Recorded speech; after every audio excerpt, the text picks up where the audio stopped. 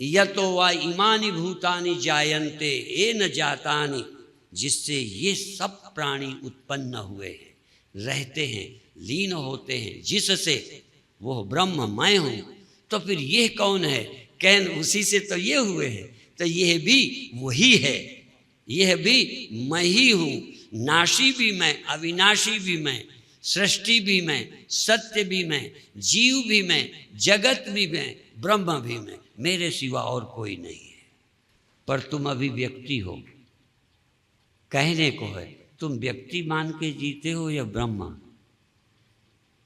तुम एक सेकंड भी कभी ब्रह्म होते हो?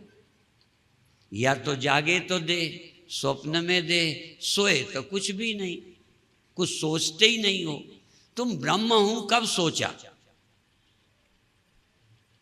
तुमसे सृष्टि होती है, तुम ही सब कुछ हो कब सोचा?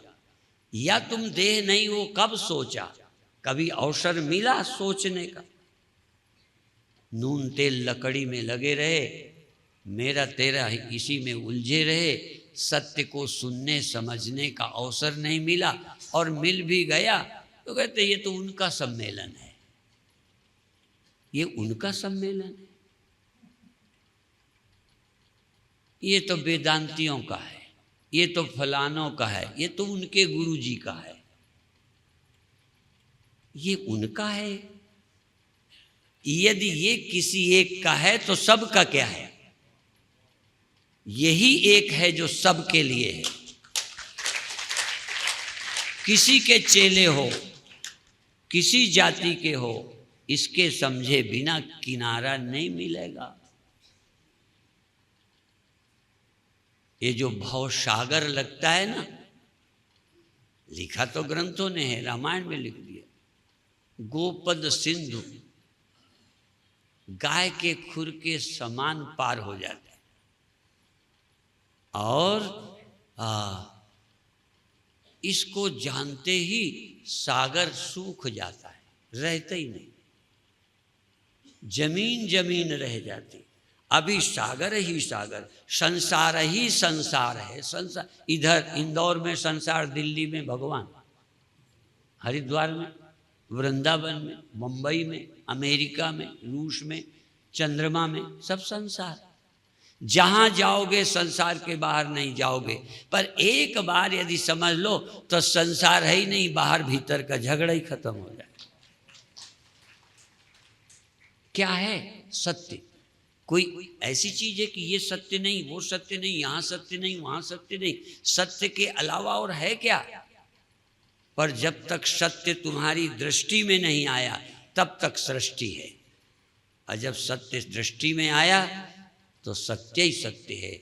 सृष्टि तो केवल दृष्टि है, सृष्टि केवल दृष्टि है।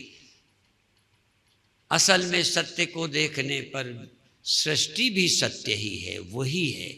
इसलिए आत्मै वेदम सर्वम, ब्रह्मै वेदम सर्वम, पुरुषे वेदम सर्वम। इस सत्य को सुनो। कैसे करोगे? एक रास्ता है, ध्यान और थोड़ा चमत्कार, थोड़ा, पूरा नहीं।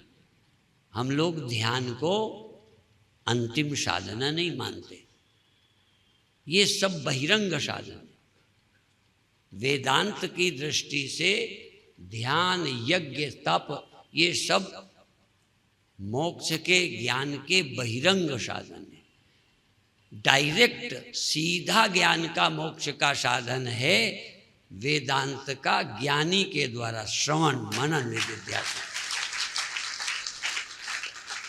और इसलिए कहा है अंतरंग धारे तजय बहिरंगन को संग। बहिरंग साधनों का त्याग करे, अंतरंग साधन करे। तुम कौन हो?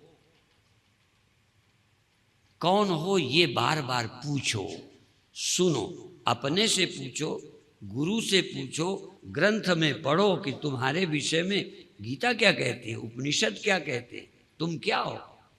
तुम्हें अपना परिचय नहीं है तो ज्ञानियों से पूछो।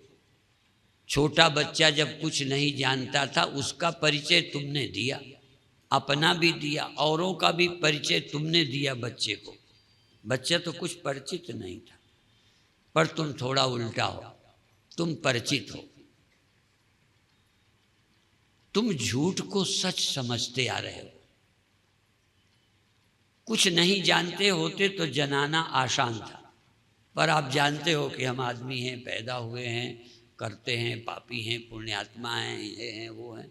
अब ये आप समझते हो, तो पहले जो समझते हो वो पहले हटावें, जो कचरा जमा किया है पहले झाड़ू लगाएं, तब क्या हो ये बताएं।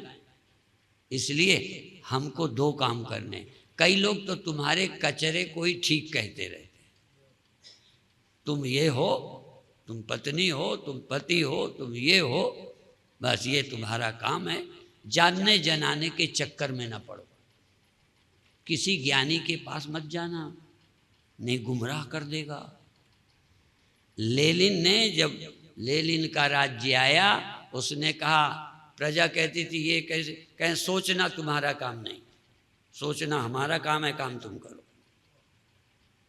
ऐसे ही कई गुरु कहेंगे तुम दिमाग मत लगाओ, दिमाग लगाना तुम्हारा काम नहीं, हम गोबर डालें तो वही डाल लो खोपड़ी पर, हम जो डाल दें बस इसी को सत्य माने जाओ, समझने की चेष्टा ना करो, अमर होने की कोशिश करो और हम अमर कर देंगे।